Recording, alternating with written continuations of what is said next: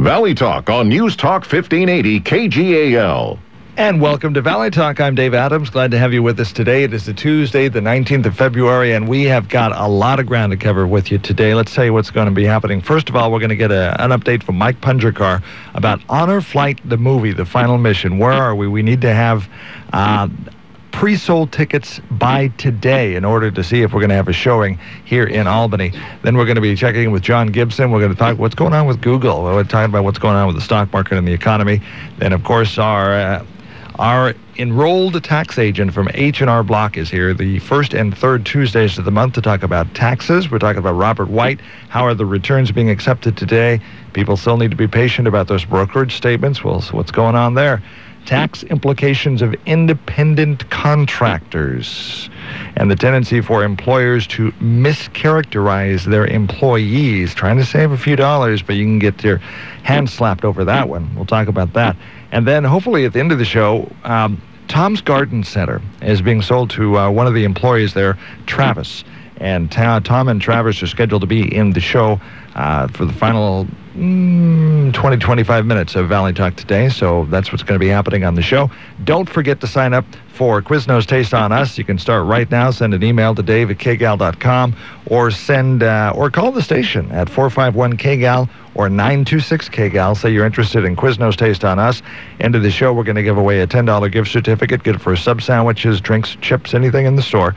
Quiznos in Albany, located next door to Novak's Restaurant and next to the former G.I. Joe Sporting Goods location. Thanks to Dale and the crew there for being part of KGAL's Valley Talk.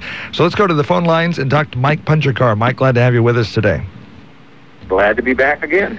Where are we? Are we going to be able to have a showing of Honor Flight, the final mission in Albany? Where are we? Well, I'll tell you, it's getting close. We've got about 5 hours left, and I think the online ticket ordering company may close us off. We need to pull the rabbit out of the hat, folks. We need 37 more orders for the afternoon 2 p.m. showing next Wednesday, and another 90 for the evening showing. So, if we're waiting for the last-minute miracle, this is the time to make it happen. Talk to me about Honor Flight, the movie, the final mission. What's it all about? Why do we want to bring it to Albany? Again, this is a movie that is a true story. You will get to hear some history about World War II, meet 4 veterans that served in that conflict, and follow them on their journey on an honor flight trip. It's a very powerful, very moving, very emotional hour-and-a-half presentation. It's going to really help people understand the critical nature of this program, Honor Flight, and the timing being so critical to get these men and women the recognition they need today. Again, they're all in their mid-80s to mid-90s, and their time is truly running out. When is the show date, hopefully, for the movie in Albany? When's the deadline today to buy those tickets? The showing is next week, Wednesday, the 27th. We've got 2 p.m. and 7:30 p.m. showings on the docket. And the deadline, I believe, is 4 o'clock this afternoon. Who made the movie? The movie is made by Freethink Media, and it's being distributed by a company out of back east in Washington, D.C. called Tug Incorporated. All this is online ordering. This is all new to me, the first time I've been involved in something like this. But they've got a fantastic website, honorflightthemovie.com. You go to that, you can watch a trailer of the movie. There's a link that says see the film. You scroll down to Oregon, look for Albany, which are the first 2 listed in Oregon. Pick your time, click a ticket, and just follow the links. And you should remember that. Go ahead. Everything is there. It's just a matter of following the cues. And you have to buy the tickets online even after we reach the threshold, which we've already told you about.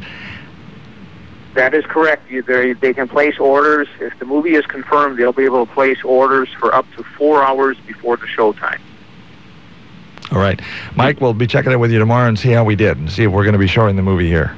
I sure hope we've got some good news to report, and we'll see what the next 4 or 5 hours bring. All righty. Good luck and keep in touch. Mike Pungercar with Honor Flight here, the Mid-Willamette Valley Hub. We've talked about that in the past. We'll talk about it again. Thanks, Dave. Okay, in the future. Mike, thank you for being with us. Let's go now to our average investment guy, John Gibson. Hey, what's going on with Google? Yeah, Google's over $800 for the first time, and unhappily I sold it at $700 because I'm raising money for other things. But it's amazing. If you went back 2 years ago, Google was at $300 a share, and Apple was on its way to $700. And now, if you look at it today, Apple is like at $465 a share, I believe, and Google has gone from $335 to $800. So it's a funny thing about technologies. You know, you have Intel early on; they're the big one. And they soar, and then they kind of level out, and they've been at $21 a share for the last 4 years. You have Microsoft come out; they're this big dog, and now they've been settled down at $27 for the last 4 years.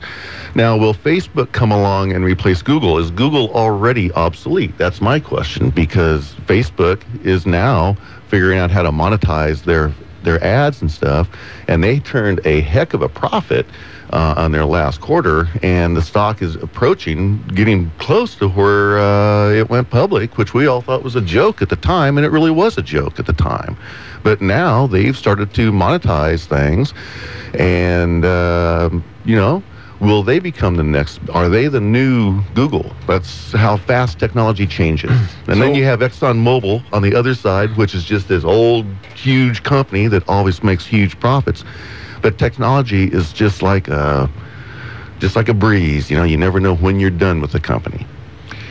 People, and I was listening to the radio this morning, some of the commentators, they were saying, you know, everybody's excited about Google, but they said, look at Apple. You know, what's the longevity look like?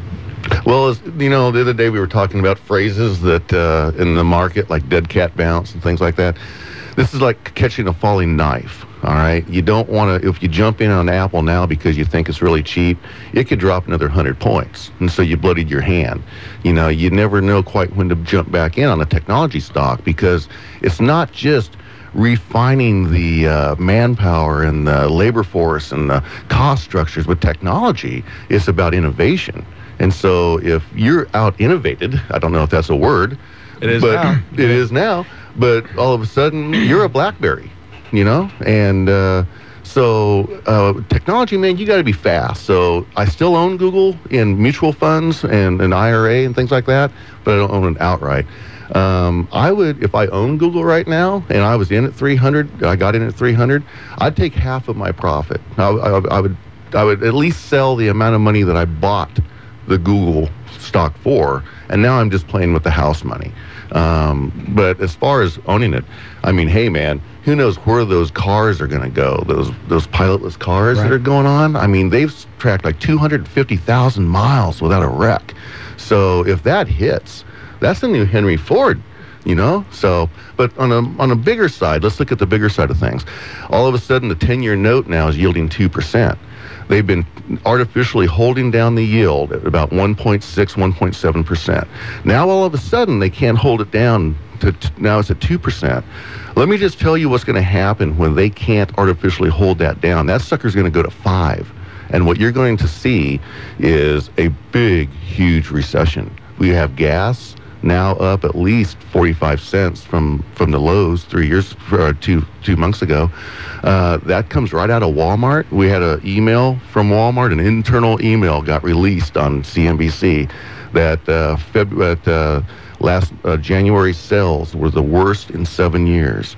Now that can go right to the gas prices. You know, I'm sorry. So when we're talking about Keystone Pipeline and we're talking about no drilling on federal land, well, that's what you get.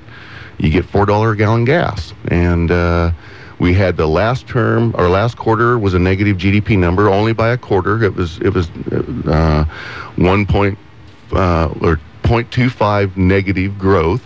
And so that's a negative number. If we get another negative number for this 3 months, that's a recession. That's the definition of a recession. 2 consecutive quarters of negative growth.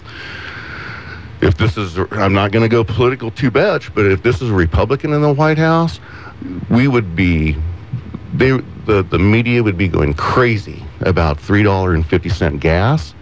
They would be going crazy about the spending. Mm-hmm. If I heard this guy say the other day, $16 trillion, right?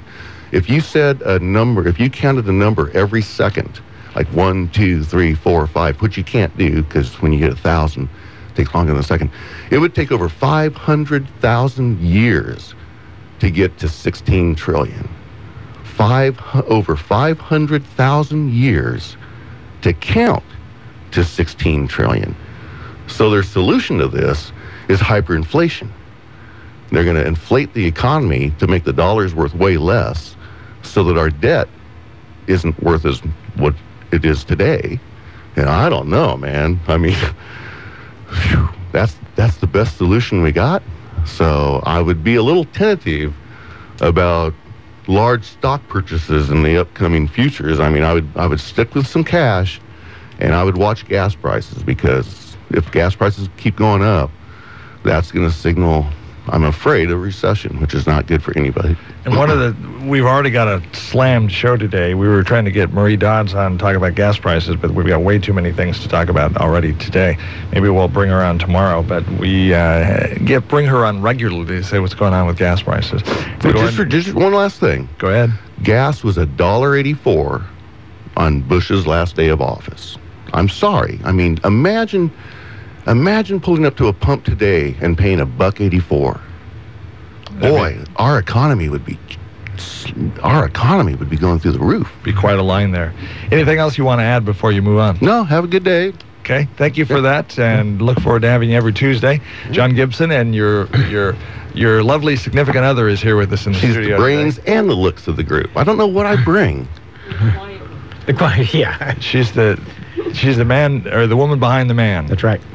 There you go. Oh, hey, it's PC. She can be the man in front of the man. Hey, okay. It's all good. Well, I'm somewhat traditional, so there you go. All right, guys. Let's change gears here. Have a good day. Thank you for being with us today. And let's turn our attention to Robert White. Now, Robert is an enrolled tax agent with H&R Block. We bring him in the first and third Tuesday of every month as we're talking about taxes. And first of all, how are the returns going? They are going, very well. We're very busy, as you can imagine. I think every tax preparer is very busy right now. We were all holding our collective breaths last week, because that's when all the educational credit returns are going to be accepted, and they've went through. That was done very well. The refunds the IRS is still saying up to 21 days, but many people are getting them in the old time frame of 10 to 14, 15 days. But it's safe to say 21. The IRS website, it is much better this year. You can go online and you go to Where's My Refund, and they are actually not only telling you if it's been accepted, they'll tell you whether it's been processed, and then they'll tell you whether your refund has been sent. And that is new this year. I got my refund in a week. Yep. And I went to the IRS because I questioned about, how come it was smaller than what I thought? And so I went to the IRS website, and it told me why, and it was a valid reason. Yeah. Before they just say kind of yes, no, and leave you hanging. And apparently they realized that wasn't satisfying people. And so they really revamped it, and it's been positive improvement for sure this year. Yeah, so I was very impressed. Good. It was that I got it so fast. All the answers were there. I didn't even have to talk to a person. It just worked. There's that good software you used too. Yeah, I used H&R. I went online to the H&R Block online system and put in all the numbers. I like the interface of it. Yeah. As you're filling out the return, there's a rolling tally up there, both federal and state, on how you're looking as you're putting in numbers. And that way you can, I don't want to say play with the numbers, but you can work with itemization. Does it work better to itemize, not itemize? If I take this, medical expenses, so on and so forth, earned income credit, what does that make my return look like? Exactly. And after the fact, if anything should come up, you can always, if I would say the magic letters that come out from the government, you can always go to an H&R Block office afterwards, and they'll help you with that too. The magic letters? Well, some are fun letters from the IRS or the Department of Revenue. The letters of fear. Yes. Excuse me, sir, that we're now looking closely at your return. What did they say? Where you're being audited? Usually they can either be most of the letters are triggered by computer issues. That is, something doesn't match. And so the vast majority we see is just we have to reconcile some document that wasn't included, or maybe a number was incorrectly entered. A lot of times by people doing it themselves. That's the most common. Then, of course, we get the others where they just decide. We find this more in the state. The state likes to audit returns where someone is getting a large refund or credit that they are entitled to, but they want to have thorough documentation of it. So state tends to do that more than the federal. brokerage statements. We were waiting for brokerage statement. From what I'm hearing from people, they're still waiting. They are. They were supposed to be mailed after the 15th. I've checked some of mine that's supposed to be coming, and they said yes, it should arrive by the end of February. And so the point I'm trying to let people know is be patient, because it won't do any good to start your return if, in the past you knew you always got this statement in the mail, but maybe it's not coming this year. Just wait a little bit if you've always had one before, because they're critical for doing your return, and they have a lot of valuable, just critical information you need to use to complete it. Independent contractors. Let's talk about this. We may revisit some of these issues here in just a moment, but let's make sure we cover everything that we want to talk about today. Independent contractors. There are a lot of employers, and maybe employees depending on the situation, but specifically employers. Boy, if this person is an independent contractor, if I can, I hate to use the term get away with it, but if I can define this worker as an independent contractor, then I don't have to pay certain taxes, and it's a lot cheaper for me to 1099 and do an independent contractor than an employee. However, you can get bit real hard if you're, as you say, miscategorize the employee. Yes, that's correct. The reason, and some of these topics I'm bringing up is because I've already seen them come across my desk. And independent contractor is a legitimate position, and that's someone that's really self-employed, that will do work for various employers, that type of thing. They control their own business. What we sometimes see is the employer will choose to just say, well, you've worked for me, and if it's one time, that's fine, and they just issue a 1099 miscellaneous. That's another way of saying that's when income is over 600 or more, they're required to issue this form that's reported to the IRS and to the individual that they received the money. The disadvantage for the person receiving it is they are then subject to self-employment taxes. And they must file Schedule C for sole proprietor if their income is over $400.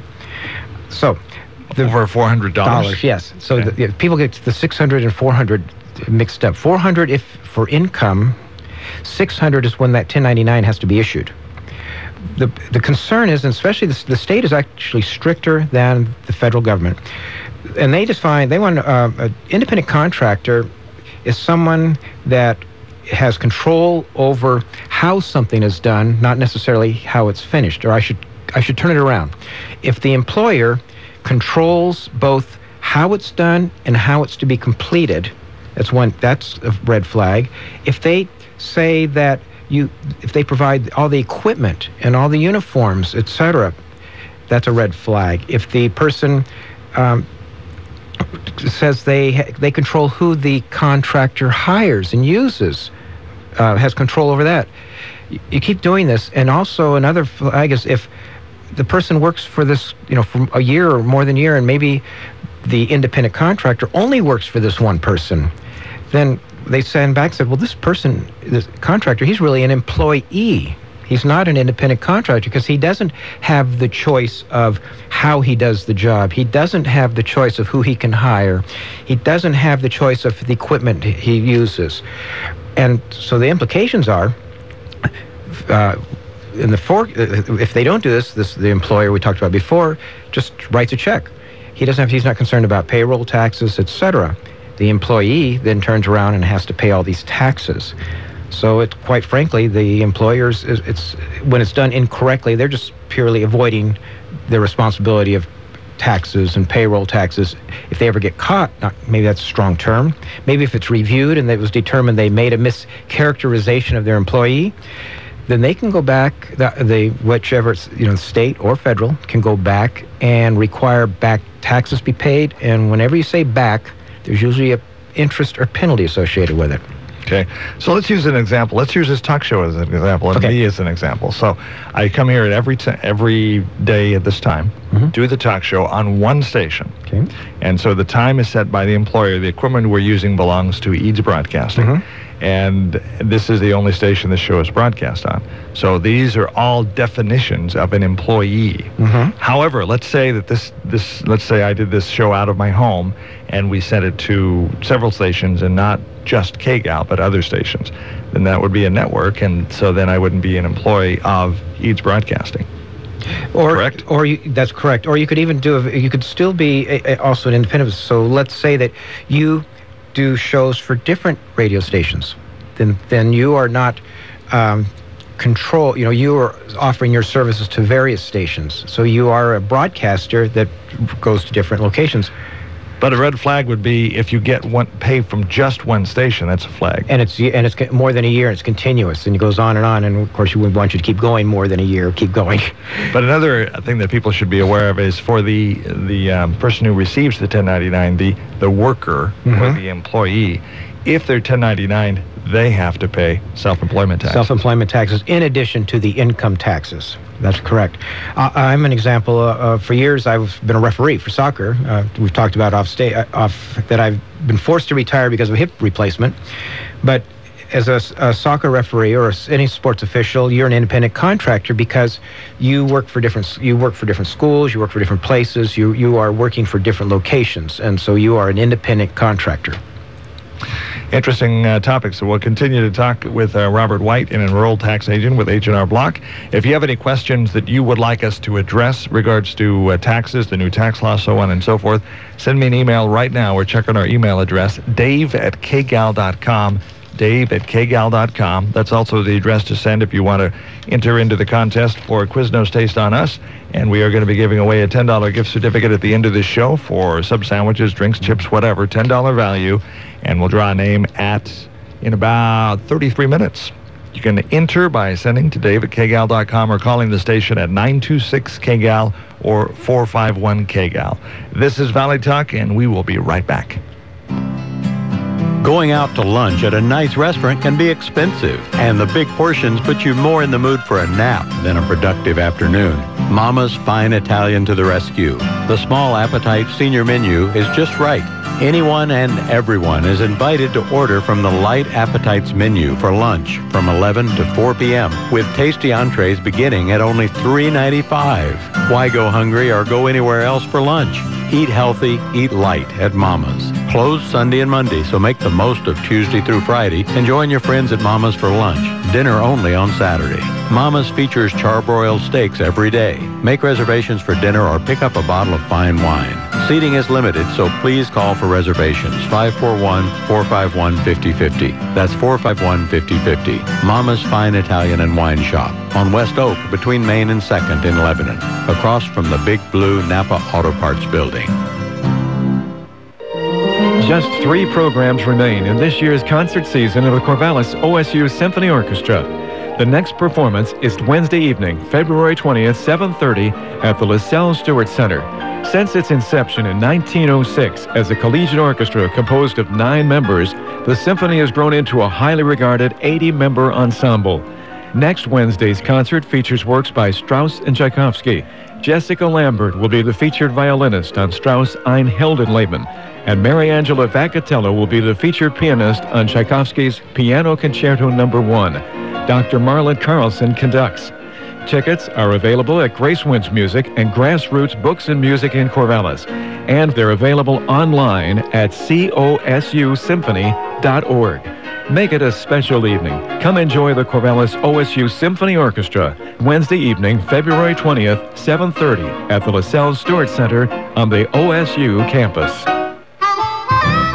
If you have lived in the Mid-Willamette Valley for just a short time or possibly most of your life, you probably know a lot about Mennonite Village of Albany. In fact, their reputation is well known throughout the Pacific Northwest. They are a faith-based community in the Mennonite tradition of faith, family, and friendship. As a continuing care retirement community, they provide housing and support services designed to meet the changing needs of persons of all faiths and beliefs. The Mennonite Village offers a variety of retirement living arrangements, including active living homes, congregate living apartments, assisted living apartments, Alzheimer's and dementia care, and nursing and rehabilitation. As a nonprofit organization, their rates for these services are quite reasonable. Right now is a perfect time to contact Gene Stutzman for a tour of the Mennonite Village to check them out at 5353 Columbus Street Southeast in Albany. Online at MennoniteVillage.org or call 541-928-7232. That's 541-928-7232. Valley Talk, weekday mornings on News Talk 1580 KGAL. This is Valley Talk, Dave Adams, and we are here talking to Robert White, an enrolled agent for H&R Block. Again, a reminder that for the first and third Tuesday of every month, we're going to be talking about tax issues. Thank you to Robert, and thank you to H&R Block for availing this service to us so we can bring it to you and talk about the issues coming up in taxes. A lot of talk about tax rates. There was a delay in... there was a lot of haggling going on in Washington, D.C. over what the tax rate should be a tax cut, should they be renewed, and just how much taxes should we pay, and that delayed everything. Specifically, right now, we're still waiting for brokerage statements to come back. Mm-hmm. And there's two parts. The brokerage statements, they are coming out, and there's another one that just occurred to me, though. Originally, mortgage insurance premiums were going to be eliminated. They were put back on the table. So what people need to do, and I just got this message from actually the Association of Enrolled Agents, the banks didn't retool their 1098 mortgage forms. Not all of them did. What that means in English is traditionally we'd see the interest paid for a home mortgage, and a lot of times if the mortgage paid the taxes, that would be listed there, and then there would be another line that said mortgage insurance. So what's happened is the banks some of them decided not to redo the form, so the taxpayers do not see or not getting a report of the mortgage insurance. So we are doing, or I'm having my clients do, if I don't see it right away and I knew they had it before, I'm asking to see one of their monthly statements, because on the monthly statement, it will show that there has been money paid towards mortgage insurance. So that's one thing that if you're just taking the normal forms that come in the mail and you go to your tax professional, they may not catch that. That's important. Another thing that I always like to remind people when they get their brokerage statements, especially if they have mutual funds, it's very common on the dividend side. Over on the side, they'll see a reference to foreign taxes paid. It's very common. For foreign corporations? Yes. Okay. So they'll pay foreign taxes, and some people ignore it. There's two places you can take that deduction. You can take it as a credit if it's under a certain amount, simple credit, or a lot of people like to just put it on their Schedule A as extra taxes paid. But generally, if you treat it as a credit, you'll get more bang for the buck. And again, your tax professional can help you with that. But as I see something will come in and I'll circle it, and they said, "Oh, we didn't know we could do anything with that." And I said, "Oh, yes, we can. We can take it." The general theory is you are not to pay taxes twice for the same amount of money. That's the general overall concept. Even if you're paying taxes onto a foreign company or foreign country? Yes. You get credit. If you've paid taxes to a foreign country for income that would also be taxed by the United States, you will get credit for that tax you paid. So you don't get same thing domestically. If two states tax the same money, you will get a credit with one of those states. You cannot be double. You are not supposed to be, if you do your forms right, double taxed for the same money. That's good. Oh yeah. Is it a direct offset or a percentage? Direct. It's one for one. If you pay this much money, and if you pay so much money to one state, then that other state is to subtract that same amount. If you pay a certain amount of money, and a lot of these foreign tax is paid on the dividends are typically small, but let's say it's $50 you had to pay. Well, that's going to be $50 off your federal taxes. Are we seeing more of that happening because the internet and the chance for what some people have called telecommuting in the past, or internet commuting, where they've got a computer in Mexico or Spain or what's a good example? New Zealand. There's a lot of traveling from here to New Zealand. I even thought about running a station down there in New Zealand. So if I did, and I was taxed down there, then that would just be a direct offset.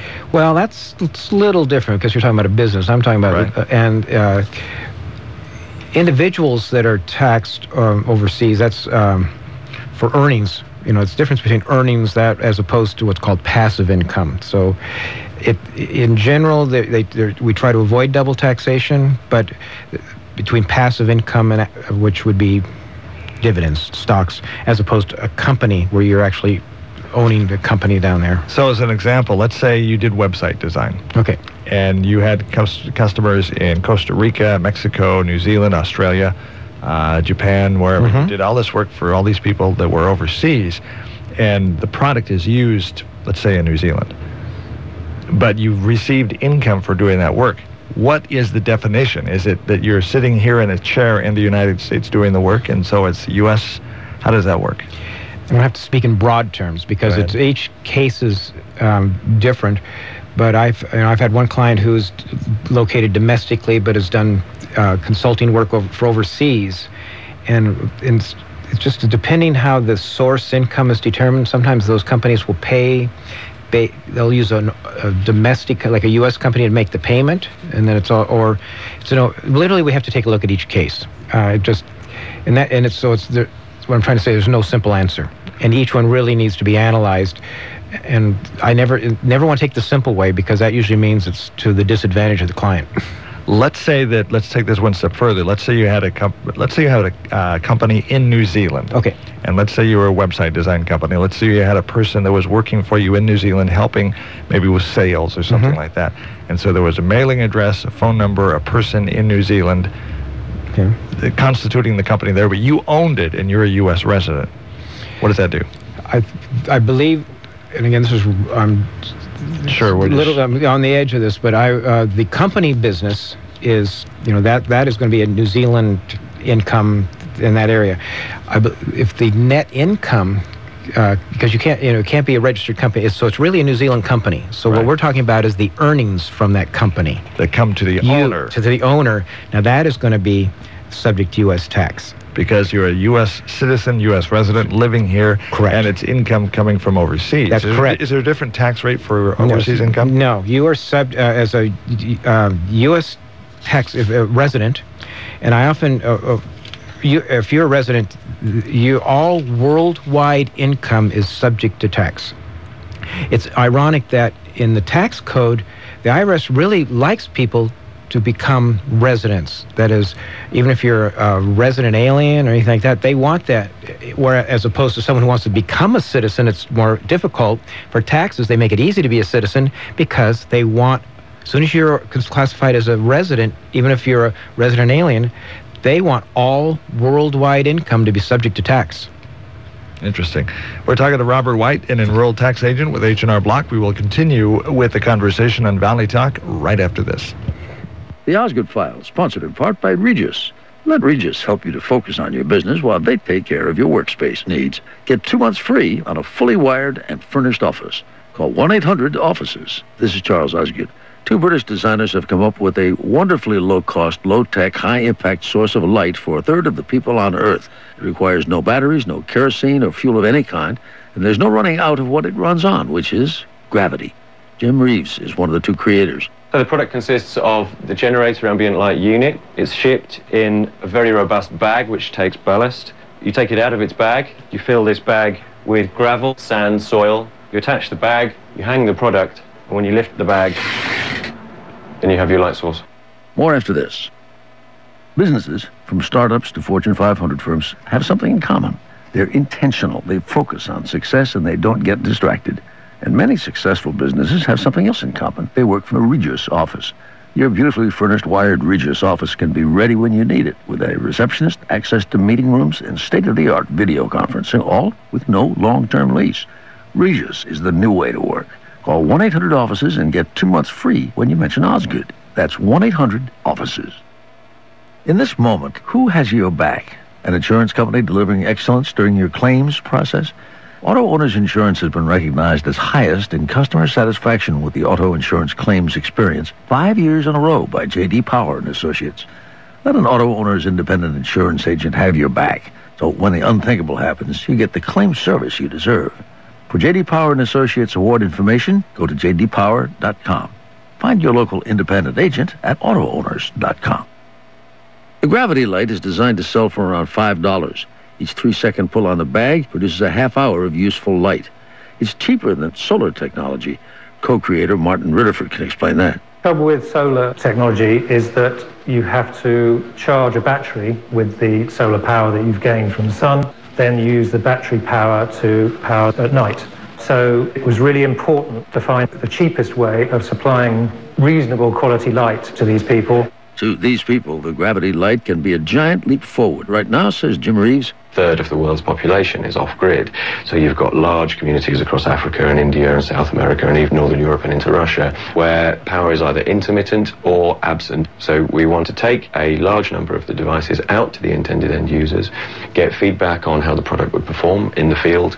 It's very different from the conventional solutions that people will be familiar with. To them, changing the world is, to use our late colleague Eric Severeid's phrase, not so wild a dream. The Osgood File. I'll see you on the television come Sunday morning on CBS. This is Charles Osgood on the CBS Radio Network. Banking these days can be pretty impersonal. You've got your big banks, your internet banks, your do-it-yourself banks, and your too big to fail banks. That's wwhy you might be interested in an alternative. Willamette Community Bank.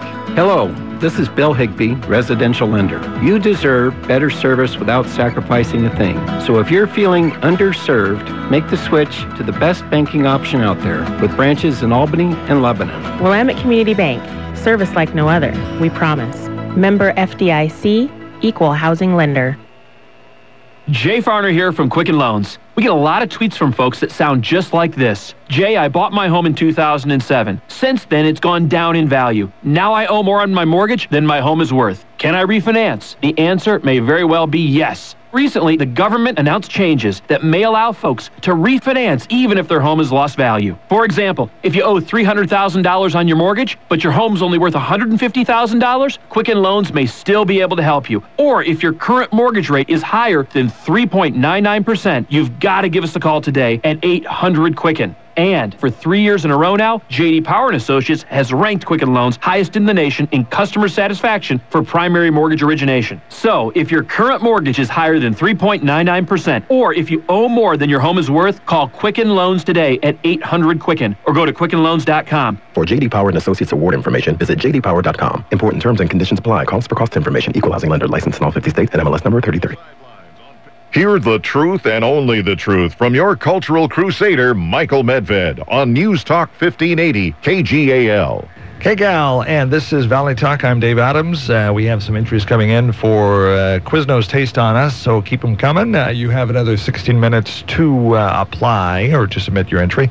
Dave at KGAL.com is the email address, or you can also call the station at 926-KGAL or 451-KGAL. Quiznos Taste on Us. The prize will be a $10 gift certificate at the end of the show. Good for any choice of sub-sandwiches, chips, drinks, whatever. Quiznos in Albany, located next to Novak's Restaurant and next to the former G.I. Joe Sporting Goods location. Thanks to Dale and the crew for being a part of Valley Talk here on KGAL.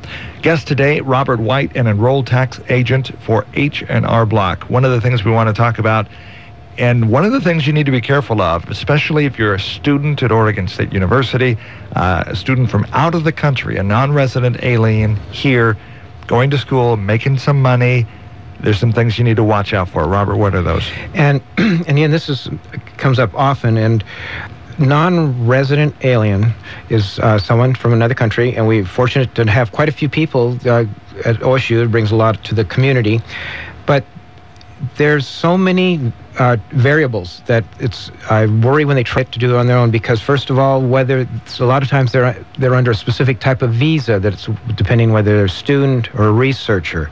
That's a trigger.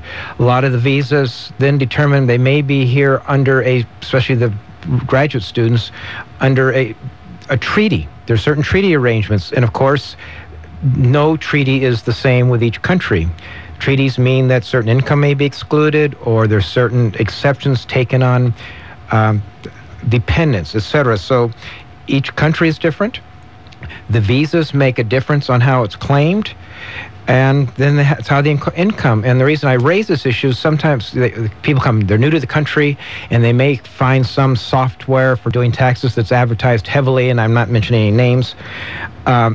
And the software doesn't ask the right questions, or there's difficulty in translation, and they suddenly file as residents. Well, if they file as residents, then they qualify for credits that they're not entitled to. And I had 4 or 5 cases last summer where this was discovered, and we had to go back and amend several years of prior returns, convert them back from resident to non-resident, and they had to return the money that was given to them. They had no interest to, or just the money? They did not. They got away without interest because we wrote letters explaining what happened, and we were able to avoid the interest. But they still had to give the money back. So the key thing is, they're not straightforward and simple.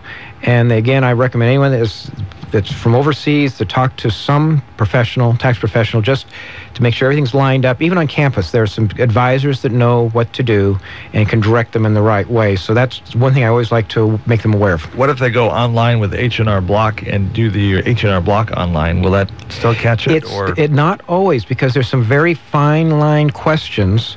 I believe it'll work, but again, most of the domestic software is not aware of treaties. And the treaties are very specific, and so that's, again, if someone's here and they're typically they're like a J1 or H1, which is terms for visas, they may be under the auspices of a specific treaty, and those treaties have provisions associated with pay, and most of the software you just buy doesn't cover that.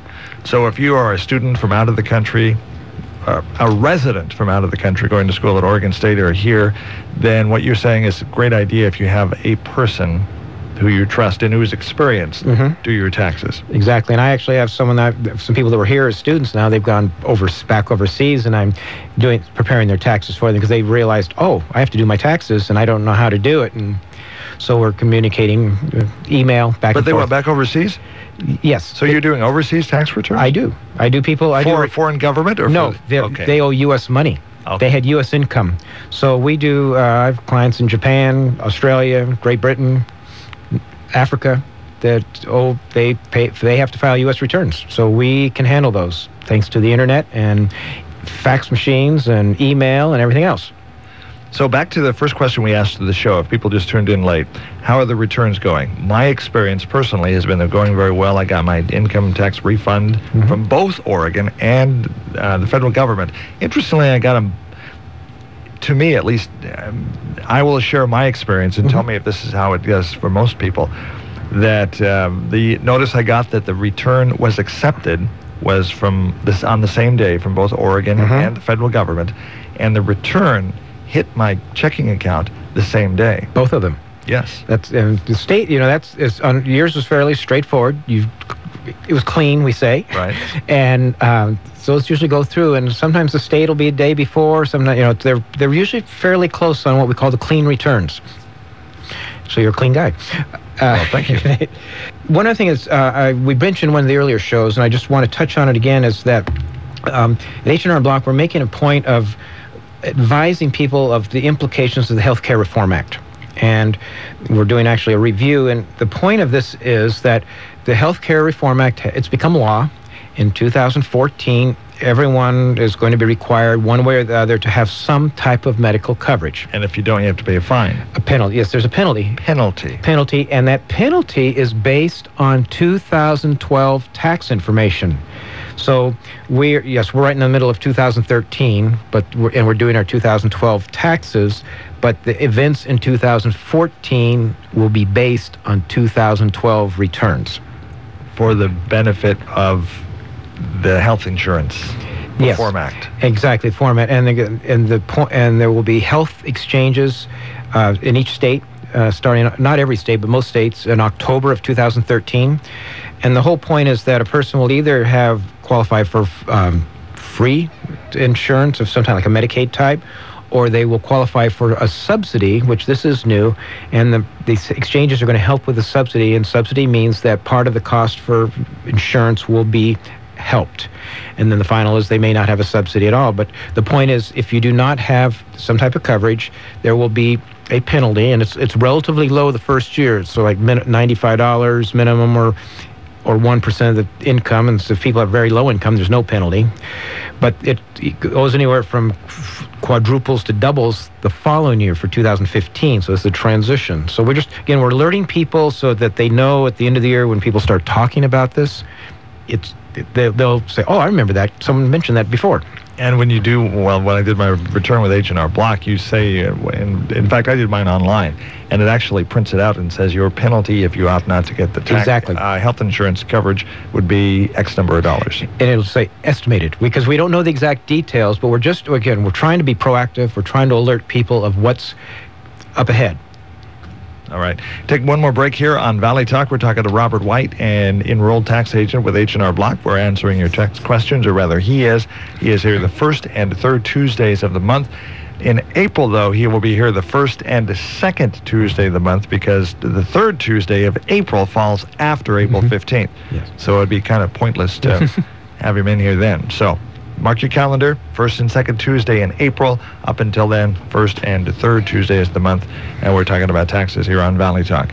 And we will be right back.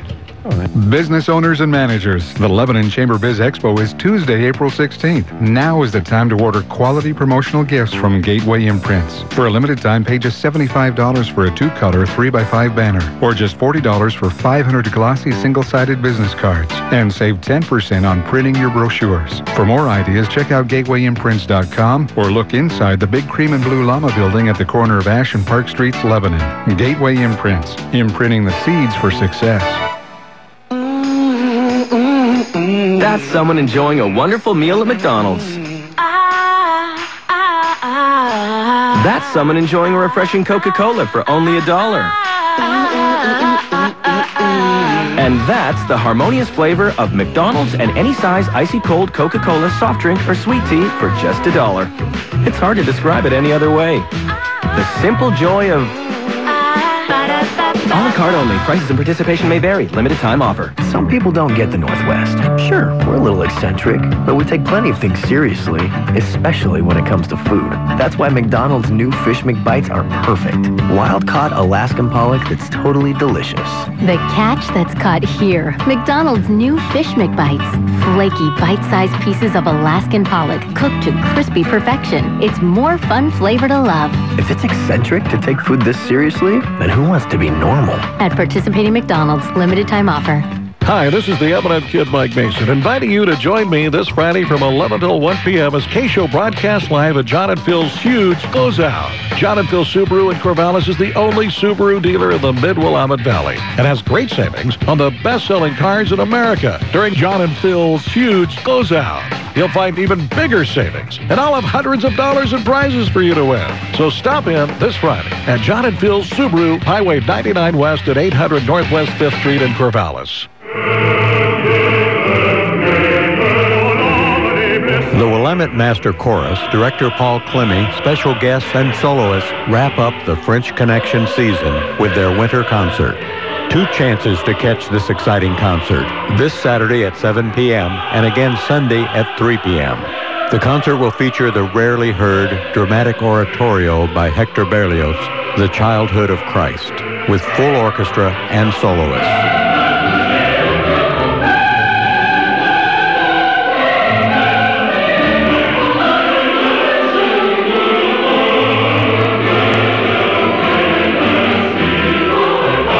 Go to their website, WillametteMasterChorus.org, for more information or to purchase tickets. The Winter Concert by the Willamette Master Chorus, this Saturday at 7 p.m. and again Sunday at 3 p.m. Hudson Hall, Willamette University in Salem.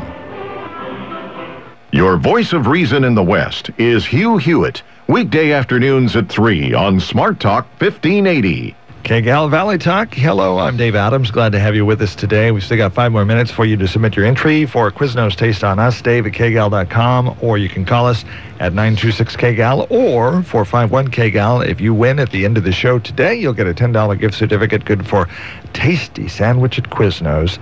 It's Taste on Us. And in fact, if you want to do chips, drinks, take your buddy in there, have lunch on us, it's Taste on Us. And thanks to Dale and the crew at Quiznos in Albany for being a part of Valley Talk. Their shop is there's a restaurant located next to Novak's restaurant and next to the former G.I. Joe Sporting Goods location.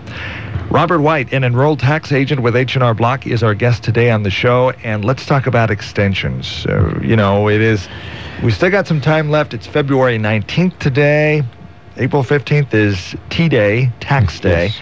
You have to have either an extension requested or your tax returns filed by that date. Where are we on extensions? Well, leading up to that, first of all, I shudder. We're 2 months away, and I don't want people to suddenly start saying, "Oh, I can wait."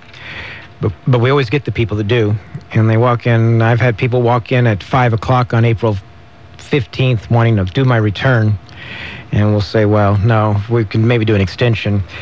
What I want people to think about is, at least, yes, you may have a lot to do, and you're still staring at that shoebox on the floor, and you're afraid to open it up and look at it. There's a monster in there. Yeah, there's a monster in there, and actually the people that have put it off for several years, it's more exciting, which we get those too. But I still suggest maybe schedule an initial appointment with your professional. At least go in and start the groundwork, because what we want to do is we want to work with you, and we can start seeing what records you've started developing for us, you started acquiring, and we can at least set you on the path. We need additional information X, Y, or Z to get your maximum benefit for you. It's much more difficult when you walk in on April 14th and ask that.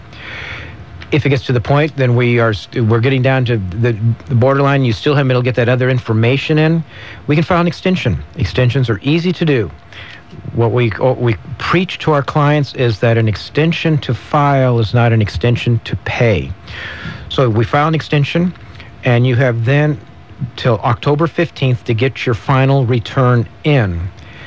And the penalty for not filing is much worse than not paying. However, we want you to come up with an idea on what to pay, and if you've given us some preliminary information, we can do a rough estimate, so you submit some money along with your payment. With your extension, and this lessens the potential problems at the end. What about, and we talked about this briefly during the show, during the break, if you have a person that's listening and maybe they didn't file a tax return for last year, maybe even the year before, and for some reason they haven't been found out yet by the IRS, what are their options? Can they wave a white flag and say, don't put me in jail? And actually, they usually get found by the third year. Okay. And it's not unusual, and it's interesting. We see clients like this, and basically, they miss 1 year, okay, and they miss 2 years, and they said it gets to the point, and I actually talked to someone yesterday, and then by the third and fourth year, they just don't want to deal with it. They just they're so afraid, they ignore it. So we end up doing 3 and 4 year returns. The key thing is we want to start filing. We want to get going on it. We do the current year right away, because the IRS will, because that's fast, that's current, and at least you're not going to have any penalties if you get that going. Then we start getting those prior years in and start filing.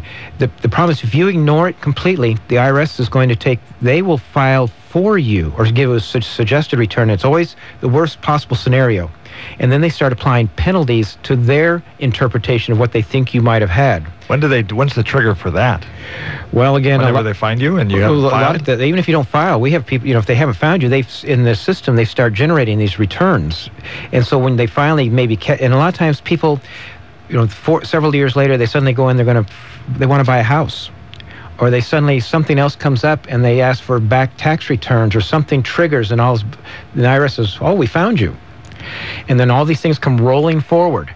And so the point is, in order to correct it, so let's say the IRS came up with number that you owe and high penalties, the only way you can reduce that is to then file a return on and they'll accept it, and they'll reduce those penalties. Okay, that's my next question. Is the IRS more forgiving if you fess up? In other words, if you come back and say, you know what, I didn't file my return for the last 2 years, I've been thinking about it, I want to make amends, and they're more forgiving in that regard, right? Yes. They don't like to be ignored. I always say their feelings get hurt. But if they know you are trying, they will work with you. Okay. They don't want to be ignored. All right. Robert White, an enrolled tax agent with H&R Block, and he is here on the first and third Tuesdays of the month. He will be here first and third Tuesdays of next month. Make a note on your calendar, and we'll talk about tax issues then. Thank you for being with us on Valley Talk today. My pleasure. Tomorrow, Doug Martini, who is the Lynn County District Attorney, will be here, as well as Jeff Jimerson. Jeff helped try to put an initiative on Oregon's ballot in a previous election to prevent state funding from being used for abortions. They're going to do a signature gathering petition campaign once again for 2014. And we'll be talking to Jeff about that on tomorrow's Valley Talk. Have a good day. See you tomorrow. Serving the Mid-Valley for over 50 years. You're listening to News Talk 1580 KGAL, Lebanon, Albany, Corvallis.